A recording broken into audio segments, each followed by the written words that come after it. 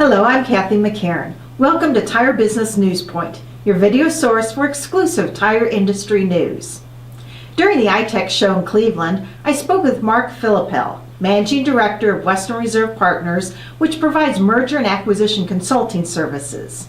Here's some advice he had for tire dealers on how to successfully sell their businesses.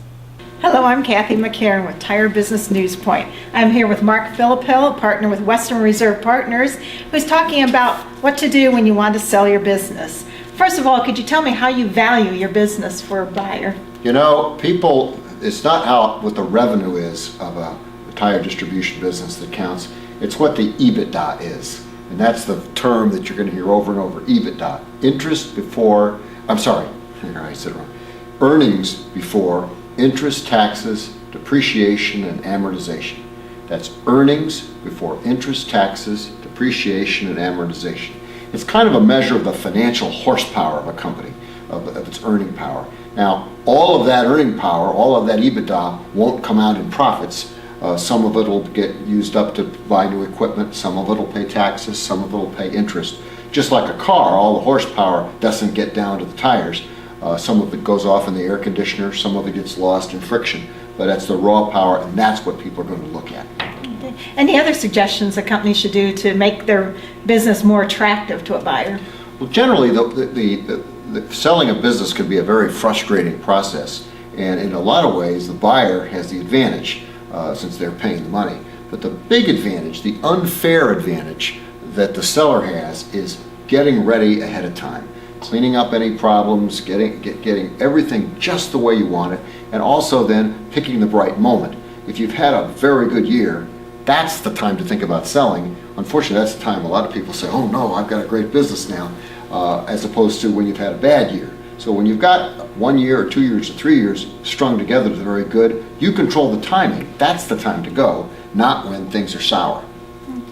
And you're also mentioning before about the one-pass tax entity. Could you explain more about that? A lot of, if your business is set up as a S corporation, a limited liability company, or a limited partnership, or a sole proprietorship, so that is the way to do it, as opposed to what's called a C corporation, where there's double tax when you sell it. A lot of older companies are set up as C corporations, and they ought to convert over to an S corp, which is the easiest thing to do, or an LLC as soon as they can, because there's all kinds of tax advantages for the buyer and the seller if they're set up as a one-pass tax entity, all of which is going to put more money into the pocket of the seller.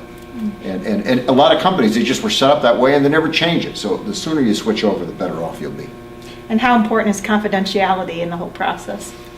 The seller wants to do everything possible to keep the transaction confidential. Don't tell your people, and we have cases people don't tell their own spouse because it does nothing but hurt the seller for the word to leak out. And people sometimes say, oh, is that fair to my employees?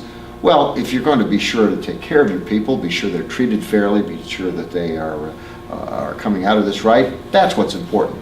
But once the word leaks out, it does nothing but harm. So the seller really should take extreme measures to keep it very quiet and confidential. That probably means speaking to fewer buyers, but very targeted ones.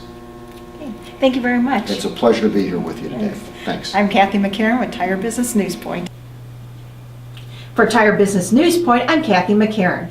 Be sure to catch another exclusive report on October 8th.